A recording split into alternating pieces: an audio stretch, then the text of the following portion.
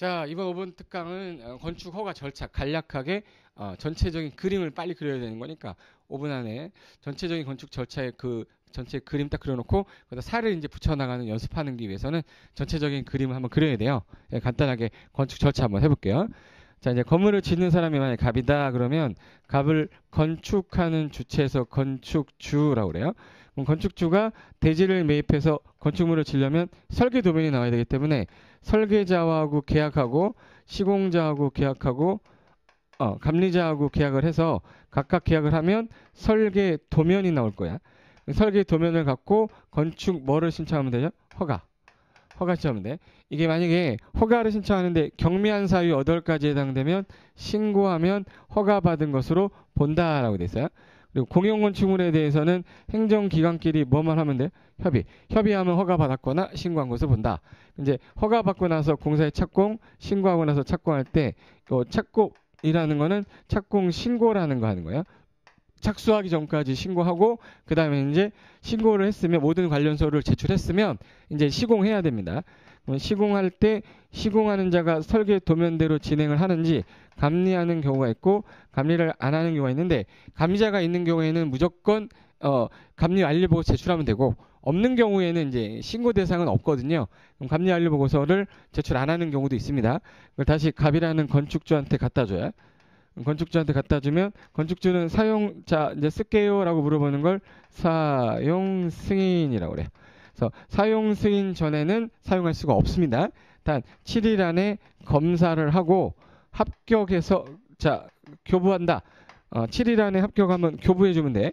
그럼 교부할 때 여기다가 건축물 대장에다가 건축물에 대한 그 용도를 기재하고 그 다음부터 유지하고 관리를 하면 되는데 여기서 유지 관리라는 거는 그 건물이 멸실될 때까지 관리하는 걸 말한다라고 돼 있어요. 그래서 이제 유지 관리에서 철거하는 거는 철거 전까지만 신고하면 되고요. 멸실은 멸실이 된 후에 30일 안에 신고하면 돼. 그럼 여기까지가 건축법상 절차인데 여기다가 이제 기본적인 개념을 넣어가는 거예요. 그래서 건물을 지려면 제일 먼저 건축주는 이 토지에 건축물이 건축이 가능한지 사전 결정 신청이라는 제도가 있다. 사전 결정 신청 제도가 뭔지 한번 기억을 해두는 거야. 사전에 물어보고 다른 행정기관장하고 협의가 되면 산농, 계하란 4가지는 의제가 됩니다. 그런데 2년 안에 허가 신청을 안 하면 그 인허가 의제는 효력이 상실합니다. 이런 것들 정도만 넣으면 돼요. 그리고 허가권자는 원칙이 누구냐? 원칙이 특별자치시, 특별자치도, 시장, 군수, 구청장인데 이게 특별시하고 광역시에서 21층 이상이거나 연면적 합계가 10만 제곱미터 이상이면 특광이 직접 합니다. 단 절대 도지사 허가권자에 없습니다. 라는 거 꼭 기억해야지. 국장하고 도지사 없다라는 거. 도지사는 사전 무슨 권자예요? 승인권자라는 거 하나 기억하면 되고 그리고 신고 대상이 8가지가 있는데 8가지 중에서 8가지를 다 맨 처음에 못 외울 거예요. 그래서 8가지 중에서 좀 잘 나오는 거 있죠. 한 3, 4개만 골라가지고 기억해 두시면 돼. 그래서 바닥면적 85제곱미터 이내 증축, 개축, 재축은 신고하며 허가받은 것으로 본다. 그래서 둘 다 몇 년 안에 착공 들어가야 돼요?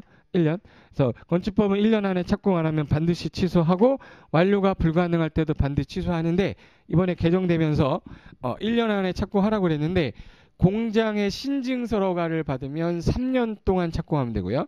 그리고 농지 전용 허가가 의제되는 이런 경우에는 2년 안에 하면 된다 해서 2개가 추가가 된 거니까 하나 기억해둔다 하시면 돼. 그리고 협의 대상은 공용 건축물에 대해서는 협의하면 되는 거고요. 그리고 착공 시공할 때 이제 건축주가 사용 승인을 받으면 이때 원래 사용을 해야 되는데 사용 승인서 교부되기 전이라도 7일 안에 검사를 했는데 교부를 안 해줬거나 임시 사용 승인 받은 경우에는 사용할 수 있는 경우도 있다. 그리고 유지 관리하다가 오래되면 용도를 뭐 하면 되죠? 변경. 용도 변경이라는 건 센 거로 가면 허가, 약한 거로 하면 신고, 같은 군 안에서는 기재 변경해라.